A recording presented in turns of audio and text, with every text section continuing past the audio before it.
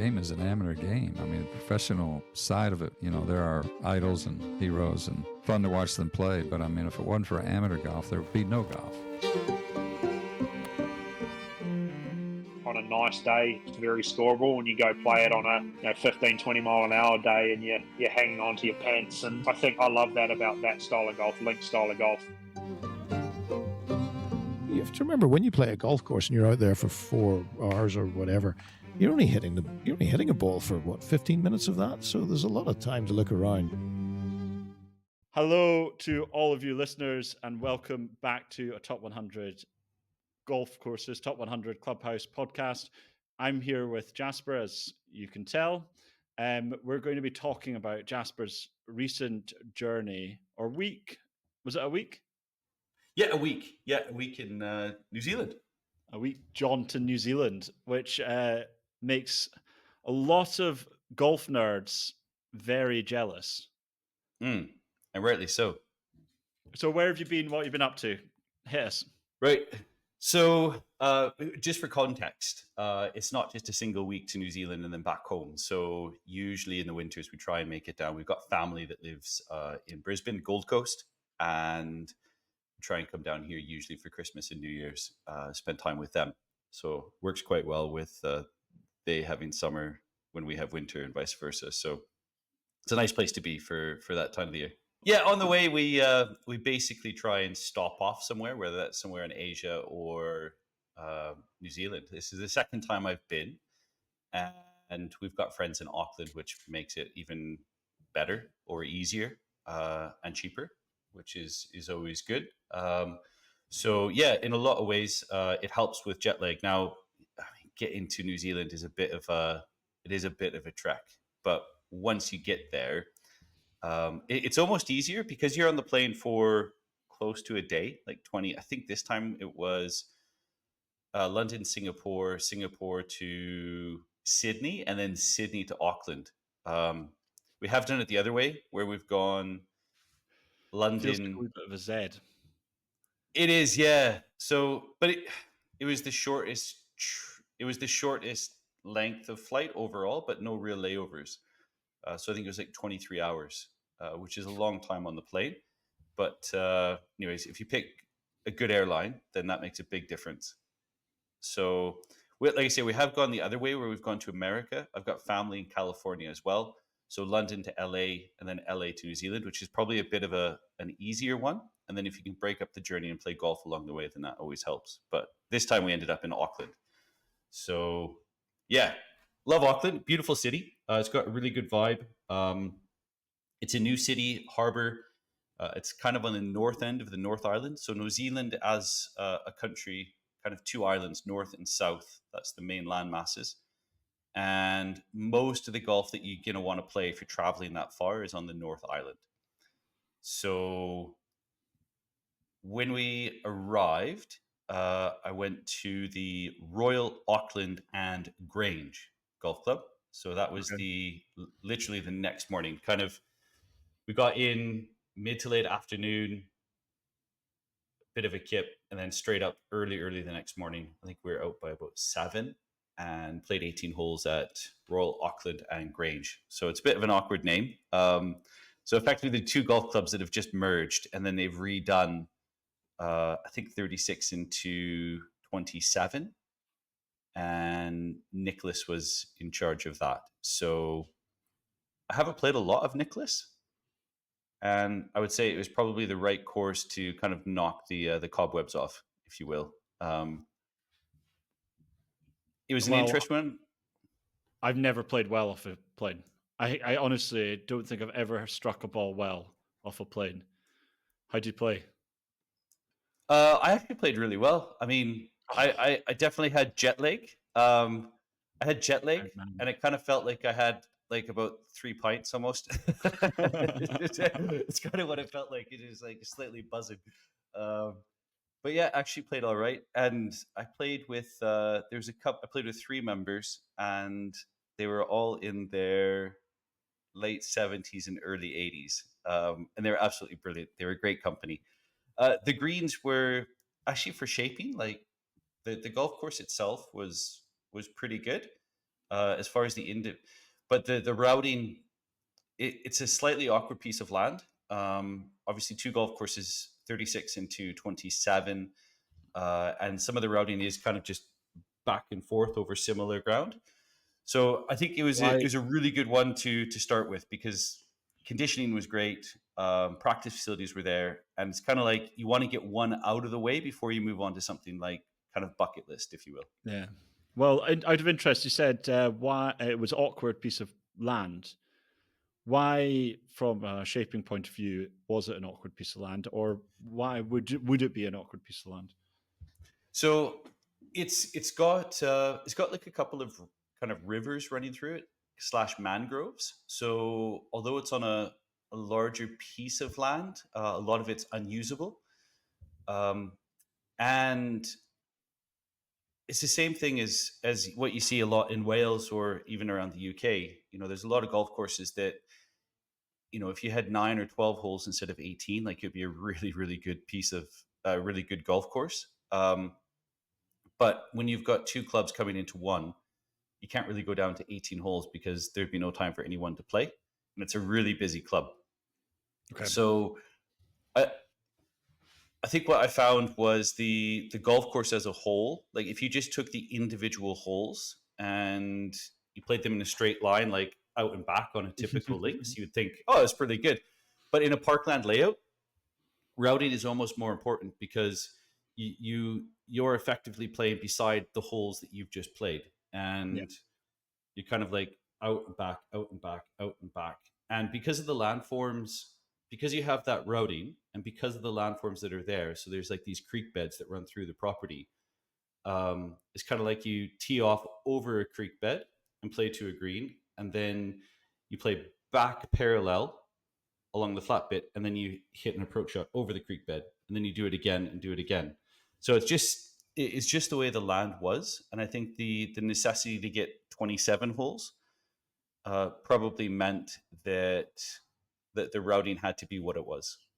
So, and that's always the difficult thing is, if you have to get X amount of holes on a property that probably is more conducive to less, you're going to have to give something up. But overall, brilliant experience. Out of interest, is it a bit like Prince's where it's 3 9s, or is it? Yeah, it 3 9s that can be swapped. Yeah, Okay. 3 9s that can be swapped around.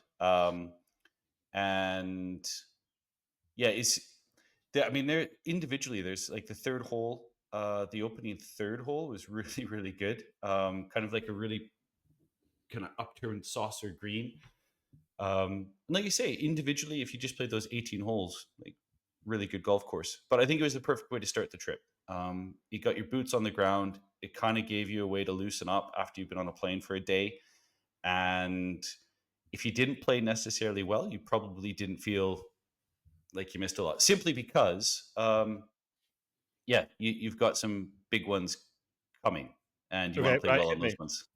You want to talk about the big ones? Let's do it. What's next? So just north of Auckland, you've got obviously Te Arai, which is the north and south. So north being the Tom Doak design that's recently opened, and then you've got Bill Coore and Ben Crenshaw's South Course, which opened last year, the year before. And then those are the 2 kind of public pay and play. And then on site, you've also got the world famous Te Arai Iti, which is Tom Doak's design from now quite a few years ago. That's probably it's probably in the conversation for the best new build links golf course in the world. You could argue it's Tom Doak's Opus 1. Yeah, and I mean, it's interesting when you look at the Renaissance Golf Design website. They will shortlist like their top 10, and that one's on there, but they don't necessarily put that in the order. But yeah, it's thinking about that though. I mean, St. Patrick's in Rossapena, amazing golf course, and I mean I think it's top 50 in the world, to give some context. And that one's really special. But what's even more amazing is we've heard that his upcoming work at Childress Hall in Texas is meant to be like his best yet. is what the Oh, word on the wow. street is. So That's yeah, we wait and see. And that's an inline golf course, obviously in sandhills, but yeah, everything that we've heard on the grapevine is that's going to be like next level, even for Mr. Doak. So, anyways, yeah, back to Te Arai. So north and south. I had played the south last time I was out. Spent a bit of time at Iti, and then this time I got to see. And well, last time I was there, I walked the golf course, and it had just been shaped and finished, and they were starting to seed. And now I got to see it grown in. So it's pretty epic. I mean, the one thing I kind of took away from it was, I think with a lot of these old golf courses, like the Golden Age stuff, because they didn't have access to move a lot of earth or make a lot of changes, you end up getting these kind of sleeper holes in the middle of the round. So, for example, like St. Andrews, once you get out to the Shepherd's Crook, like you have a couple of holes mid round. So you've run this gauntlet to get out to the far end of the course, and then you turn the corner and you're playing back in. And then from like 11 onwards at the old course, it's just like hold on for dear life. But I So you kind see. of have this. I have an argument for those holes being great, not individually, but Mhm. in their setting. You're really holding on to whatever you can up to 8. Then 9 presents you with a birdie opportunity at the turn. Mhm. Goes, here you go. Wee easy handshake before you have your beer at the turn.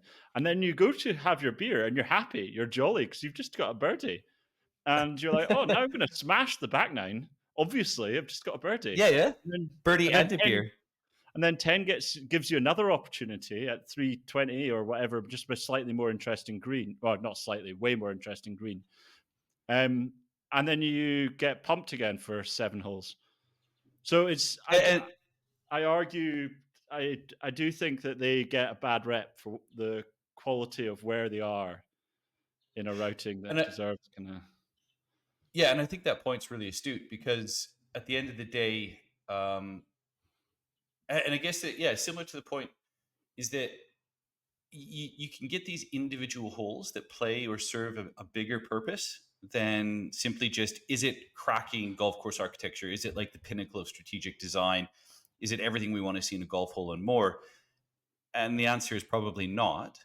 But Tom Simpson wrote about this a lot too, where he basically said like you kind of need a few of those holes just to let you catch your breath and kind of like reorientate yourself, and then you kind of dive back in.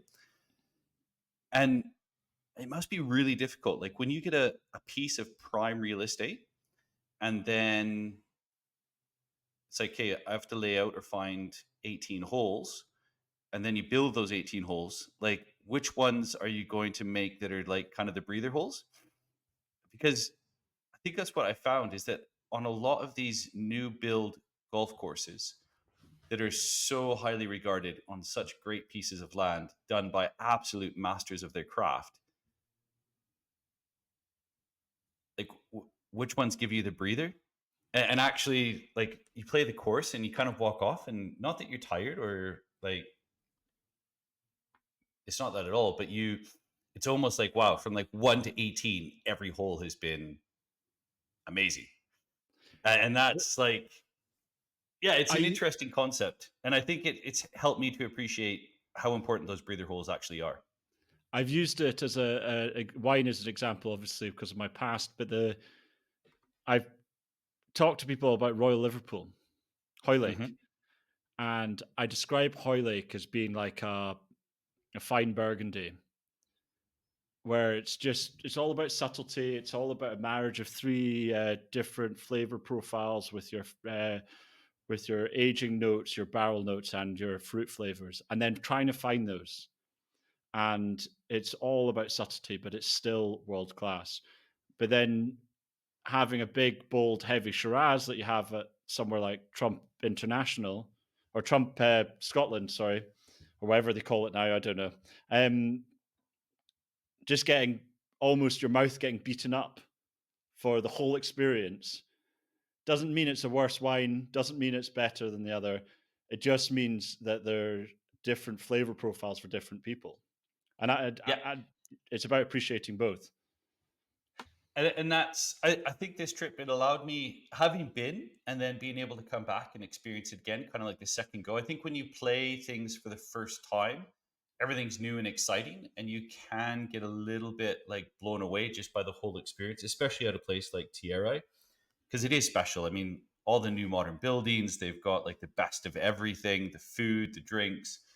Like even the driving range, you go out there and it's all grass greens or tees, and it's beautiful target. Like some of the just the targets on the driving range are like, if you had that on your home course, you'd be happy. Like it's it's really really well done, and everything is well done to such an extent that it's just like it's at 10 the whole time.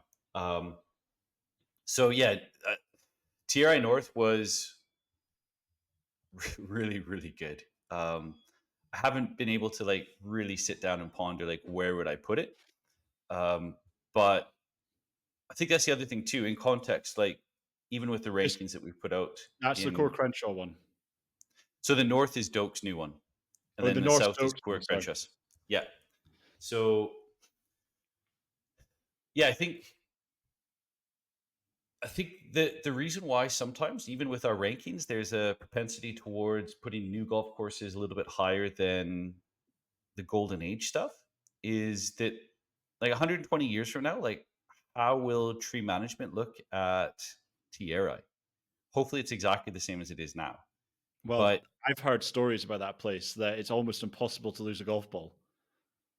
oh, I mean, it's true.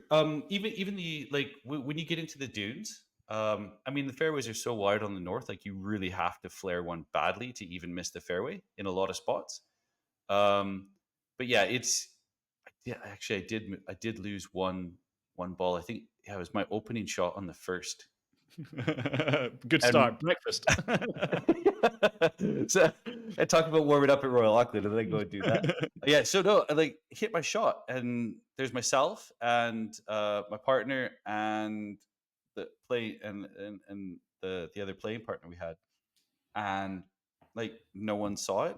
Like we all just stood there wondering where it went. And anyways, we couldn't find it wow. anywhere. So I have no idea where it was. I did check the hole just in case, because it's like a short drivable four. Well, I guess But- one of the things is you search for the relief, right? In terms of things that don't beat you up. And Tom Doak and a lot of the modern guys do look towards the idea of not beating you up if you hit a bad shot off the tee, giving you an opportunity. Oh, there's always a chance to recover. But it was interesting. So the first, you kind of start with this really short four, and then you've got a long three, and then you've got two relatively long but extremely wide fours to get you kind of into the meat of the course and beyond the clubhouse. So you play two out and then two back, and then you kind of gone over a ridge into the dunes. And And it's a bit like at Turnberry. It's kind of like you play Yeah. two and then two back, and you're up and over. then you kind of get into the meat of it. And the first two holes are right along the sea. You still get sea views as you go back, but then it's kind of like this, like there's a hide and then a reveal of the sea views as you play through the course. So you don't get them all in one stretch. You kind of come and go. Yeah, it's an excellent piece of modern architecture, simply because it doesn't give you everything in one go. It's very similar to St. Patrick's. The elements that make all those golf courses great, they're used to full effect. So yeah, brilliant. Honestly, if you went to New Zealand and you stayed in Auckland and all you played was Iti, Te Arai North and South, and Titirangi, which we'll come to next, if you played 4 courses in 5 or 7 days, you would see pretty much everything you'd want to see in Auckland if you only went once, and it'd be the trip of a lifetime. It's that good. Wow. So yeah, so from Te Arai, you can head north to Cowdy Cliffs. I didn't go there the first time, nor did I go there the second time, simply because it's 3 hours more north, and then it's 3 hours back to Auckland. And instead of going to Cowdy Cliffs, I went to Titirangi. And the reason why I did that was because it's a Alistair Mackenzie design. and Clyde Johnson's been working there, I think, for the last 7 years. And it's an Parkland golf course built on clay in Auckland. And I didn't really know what to expect. When Clyde says it's a good golf course, you should go see it. Just so people know, Clyde Johnson is one of the shapers for Tom Doak and has recently been in charge of building the golf course at Old Petty, had worked on a lot of Tom's projects across the world. So he is someone who everyone needs to follow. But anyway, sorry. Absolutely. Yeah, no, great. And that's the thing. He's one of the most traveled. I think he's played over 90 courses in New Zealand. He's written a couple of books similar to Tom's, like Confidential Guide, about all the courses in New Zealand. So he might even still have a few copies of that, like in a box in his attic. So if you want to pull those out and dust them off, I'm sure he'll send those out for a small fee. I might have to send him a message.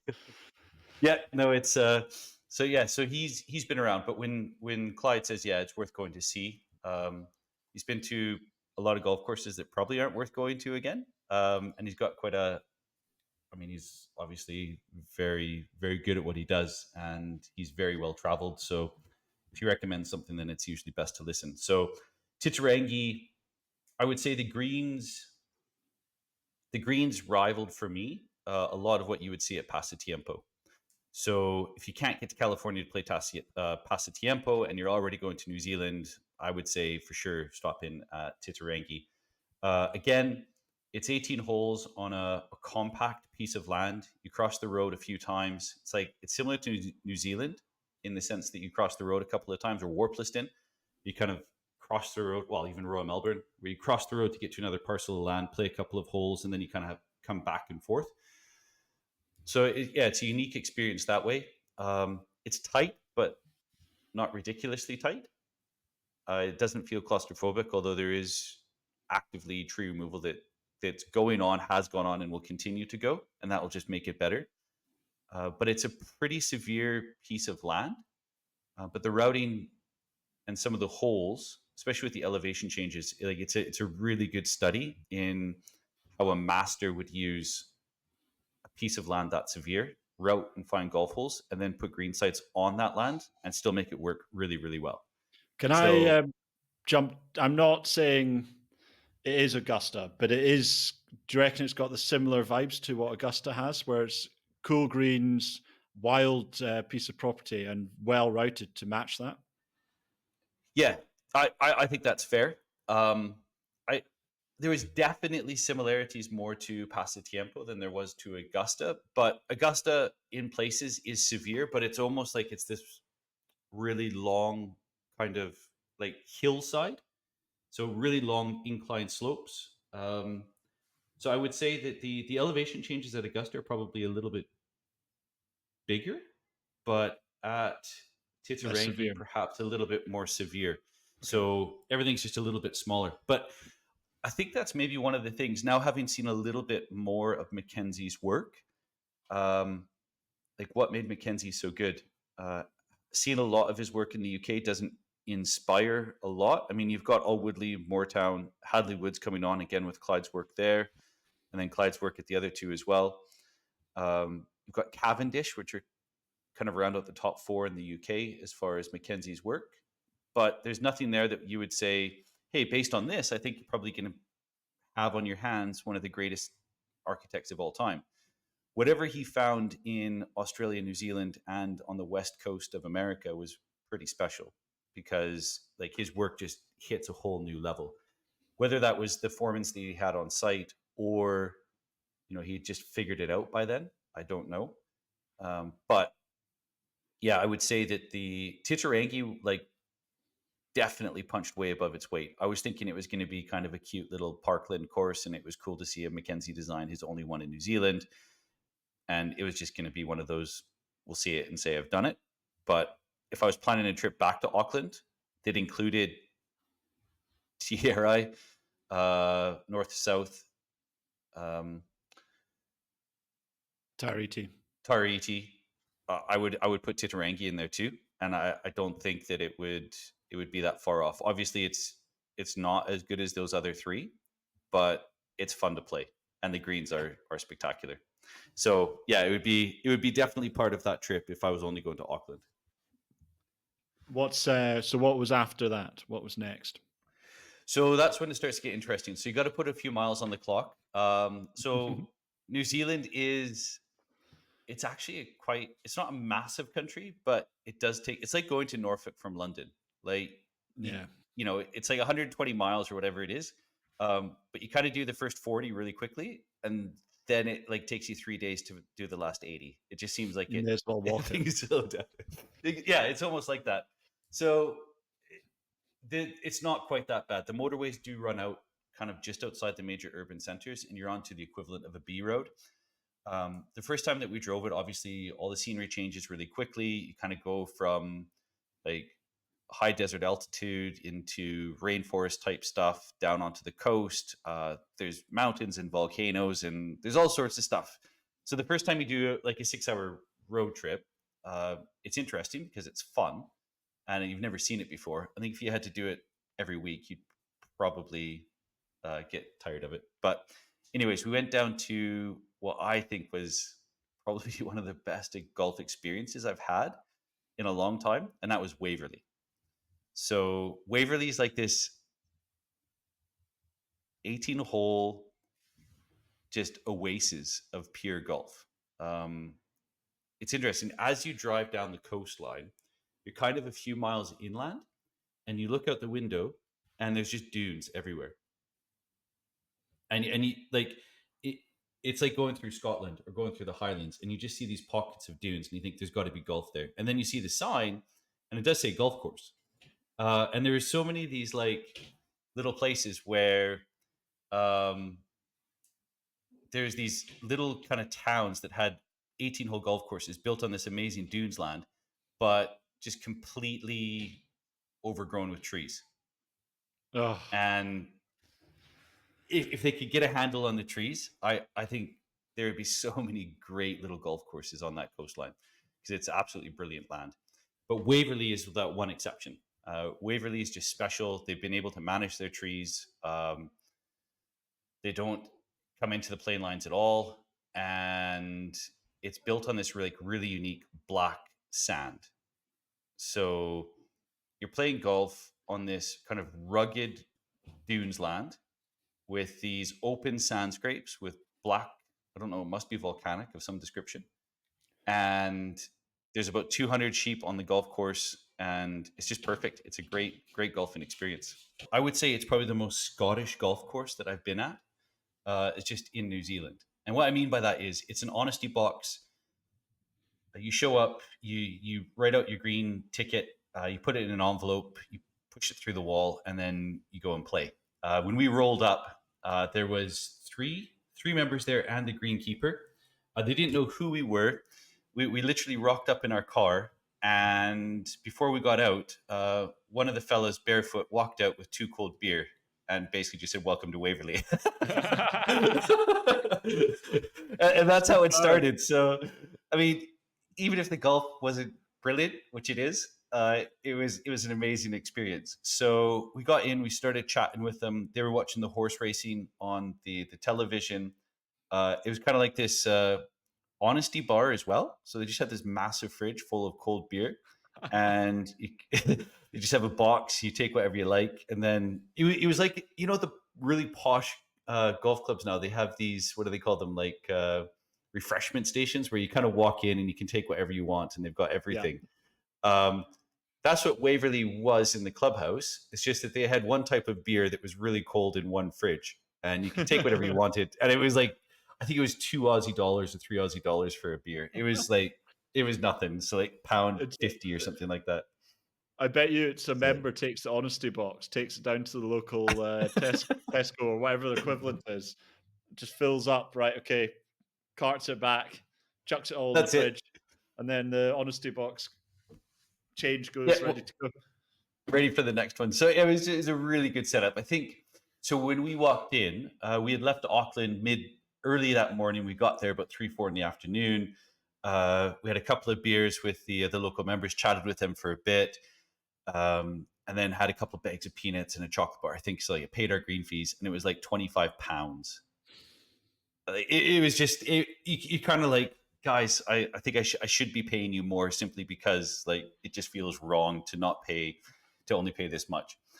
And then you start golfing. So I mean, obviously golden hour, everything looks a bit better during, when the shadows are starting to be cast. But the land itself, they don't have any irrigation. So there's no fairway irrigation. Everything's kind of like burnt out just a little bit. No formalized tees or bunkers. It's kind of one mowing height, and the mowing height is whatever the sheep have chewed it down to. They have one greenkeeper who kind of keeps things going. But it's amazing. So on the actual site, they have these areas that where they grow pine trees, and then those are chopped down every, I don't know, is it 8 to 10 years, something like that. They sell the wood, and then that money helps like provide for the club. And then they've got the 200 sheep, and then when they lamb, then they sell the lambs, and then from that they kind of do a fundraising, and then that money goes towards help the club. It's just such a good way to, you look at the members that are there, it feels like a little family. There's definitely a community that's been built. They could probably invest in the club and hire more staff and renovate the clubhouse, but basically what you'd be doing is you'd be raising costs in order to basically pay for something that would ruin your golf course. So it was so good in the sense that I think it just, sometimes people look at Scotland and they're like, why can't golf be like this where I'm from? And you go to a place like Waverley and you're like, no, it can be. And look, they probably got a little bit easier because the site that they're on is absolutely cracking for golf. The topography of the site, the micro contouring, the golf course as it is, the right types of grasses, all that kind of stuff. It's all in their favor. If you're on a clay course in, a northern climate where you have winter 8 months, it's not going to work. But there's no reason why, like that club, it flourishes. It sounds like, and the golf is good. No offense to it; it's not meant in a bad way, but it sounds like a Boy Scouts course. Like it's the community comes together to help the whatever, to keep it alive for the community. It's great. It sounds like a town hall or a parish church or a. And that's exactly what it is. It's the hub of the local community, like the golfing community, and like you feel like you're part of that little family for the day. I mean, we got such a warm welcome. I mean, when we were coming back after 9, like again, same. His name was Dennis, so shout out to Dennis if he's listening. Probably not, but it comes out again with 2 more beers at the turn, and waited for us at the end. 2 more beers at the end. So it's a good thing they were like they were cold, like long neck bottles. So it wasn't like having 3 pints and then getting in your car and driving. We spent a good amount of time there. So it was great. It was just a really good experience. And then my partner as well, she came along for the walk and she absolutely loved it. And I think that's a cool thing too, is that, if my partner comes out and walks the golf course with me and she really enjoys her time, like usually that's a really good indication, for whatever reason, of a really good golf course. And it was just as special. I think Waverley for me, like you go from world-class golf at Te Arai or Te Arai North or South, even Titirangi, but then you go to these places like Waverley and like the experience is top drawer. I have warmer feelings about Waverley than any other golf course that I played in New Zealand, which is a really cool thing. And it just goes to show that you can travel all the way around the world and it's not white sand and pristine conditions and like there's hundreds of sheep. And that's golf. That's the power of golf. I've Waverley. taken a few groups to Wallasey, which is obviously a much more important, very relevant track with the Bobby Jones painting and where Stableford was invented. But it's always had members from places like National or wherever, all the big golf clubs. And every time we go there, I don't know how or what, we always end up in almost like a scrum in the bar, chatting to all the locals every time. The most friendly place. and they all walk away desperate to go back. Yeah. And it's the Well, same. I think it comes back to that same argument: is like, do you have a golf course or do you have a golf club? Yeah. We spoke a little bit about this before we came on, like the difference between that, and curating a membership. I think in a lot of markets, like in the modern age, how do you decide who gets to be a member? And in a lot of places, it's like, well, the only barometer of that is how many zeros can you write on your check? Yeah. And inevitably, people who've been very successful in life and can just spend a lot of money, a certain type of individual that has done that. Not always. There are exceptions to rules, but oftentimes you get a group of individuals like that in a small confined space or club, and things can fall apart fairly quickly and easily. Because I mean, there's egos and all sorts of stuff, and not that people that don't have money don't have egos. That's not what we're trying to say. But if the only barometer or the only qualification is how much money you have or don't have, you lose a lot when it comes to the type of people or the type of membership or the type of club you're trying to build. Well, that's it. There's no airs or graces at Waverley. If you're just happy to have sheep cutting the grass and you to enjoy the sight and have $2 beers with an honesty box, then money's irrelevant in places like that. So it's not you're not precious about things. You're not going to complain. You're not doing whatever. You're just sitting there having a couple of beers and enjoying yourself. Yeah, exactly. And look, there's no statement that's being made. Like there's no, the logo is pretty cool. It's this little black sheep. Again, I wanted to buy something just because I felt like it was the right thing to do. And then they couldn't find the key to unlock the cupboard where everything was. So yeah, it's such a cool place, and it's such a good lesson. Is that I think sometimes in golf and in life we can get like caught up in things that are new and polished, but actually sometimes it's the simpler things that actually kind of like cut through, and your heart felt warmed a little bit by being there and by being able to experience that with those members. So I think Waverley for me, I left my heart in Waverley. Don't know if I'd move there, but I'll definitely go back to play it if I'm ever on that island. I'll definitely go to Waverley.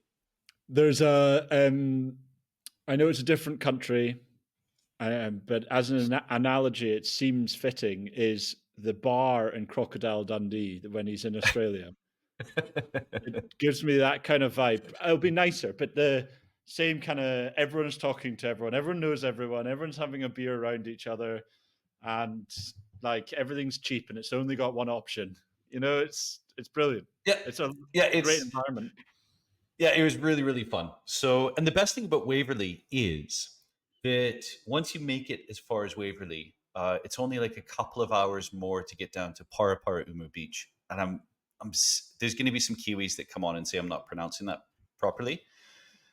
But Paraparaumu Beach is it's just north of Wellington, about an hour. And there's quite a few members from Wellington that go up and play, simply because a lot of the options, I think, in Wellington, as far as golf goes, not a lot of sand, and year-round golf isn't always available. But Paraparaumu is pure links, and again, usually in the World Top 100 for most rankings. I think we've got it in there as well. We're pretty close, and it reminded me a lot of Deal, to be fair. Okay. So the par threes, I think probably one of the best sets of par threes on a links golf course that I've come across. If I had to pick, I mean, everybody talks about Royal Dornoch's par threes being the best set, and I think you could probably put Paraparaumu Beach in that category, and it would be a pretty fair fight. So they're all kind of cut from similar cloth. You play from kind of one dune top to another dune top, and then the green is usually built kind of with between 1 and 3 really severe kind of bailout areas or sides. So it's like this upturned saucer, and similar to door knock, you've just got to hit it to the middle of the green. In most instances, in some of them, yeah, you've just got to be deadly accurate and be able to control flight and trajectory. And because all of them are slightly in different directions, if you have a prevailing wind, you're going to have to be able to hit different shot shapes, different trajectories, and control your spin to be able to, yeah, hold a green or run it onto a green. And basically, if you don't, well, the fun just begins. It was the first time in a long time. I think it's the second hole. I literally picked up my ball because I was like, I felt good about my golf on this trip because I just played, I had a few rounds under my belt. I felt good after Waverley, played really well at Waverley. And then got to Paraparaumu Beach. And then second hole, I was like, I wish I could play a match. It was just myself and my partner that were walking it. So anyway, she kind of just looked at me from the next tee, and I'm like, yeah, okay, time to pick it up. And I walked to the third. But it was just like this. It was table tennis back and forth over the green. And I tried about 3 or 4 different shots to hit it into the bank and run it up, flop it onto the top, putt it, and yeah, just no joy. So, but it was fun.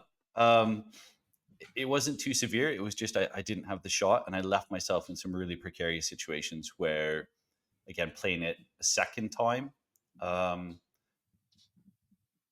an architectural point of view, this is what I've come up with. So I've thought about this. So these types of greens that are like, there's basically no options, especially on links land, where you've just got to hit the green, and then you've got these short sides kind of around it, either short, left and right, or back, where it's just kind of pushed up. Turtle's back or upturned saucer, or whatever you want to call it. If you're like pin high, yeah. Talking about Dornoch, you mean cliff face? Yeah, basically, yeah. And then Dornoch's got the added thing where they sometimes they either cut it short depending on what shot you're playing back up. So, for example, like if they keep it a little bit longer on the one side because you can't really hit a running shot in. So here, everything was cut short. So it all just kind of ran down. But what I found was that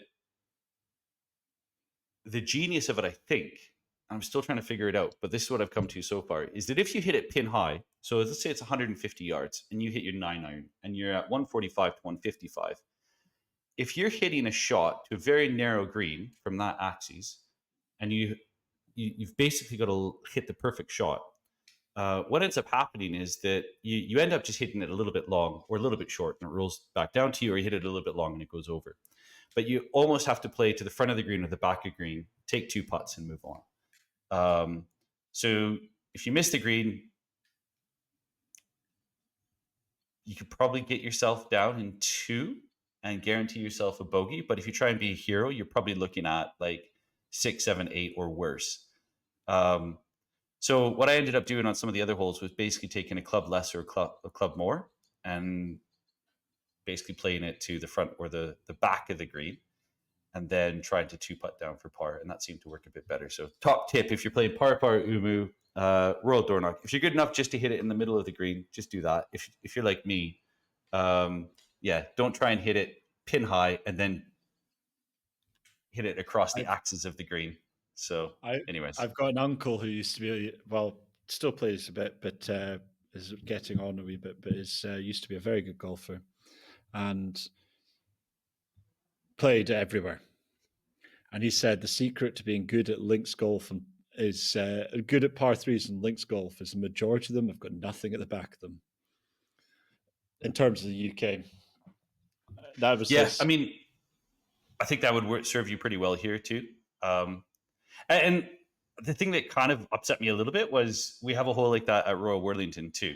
So the 5th is like that. If you're left or right or short, you're pretty much dead. So it's not like it's the first time I've seen it. But it took me a few to get my head around it. But yeah, really, really good golf course. It's kind of an interesting one. So it reminded me a little bit of Royal County Down in the sense that you've got this backdrop of mountains. The course itself is on a rectangular piece of land, so similar to almost like Victoria in Melbourne. And so rectangular piece of land surrounded by houses in the middle of a city. with mountains as a backdrop. You're playing definite links land, but you can't see the sea. And then there's this massive island that's just off the coast. But when you're on the golf course, it looks like another mountain. So it feels like you're in this valley, this mountain valley, but you're playing links land. It's really surreal. That is quite So surreal. yeah, it's a very interesting place for linksland golf. But it's as good as it's well worth driving from Auckland to Wellington for, which is probably 9 hours. But yeah, it's once you get down there, it's good. I was expecting it. It's kind of like the old guard of New Zealand golf. It was kind of the best golf course in the country before a lot of the new stuff was built. So I was expecting it to be a little bit like, Royal St. George's, where you kind of walk in and it's got like wood paneling and it's got this air of age, but it had nothing of like that.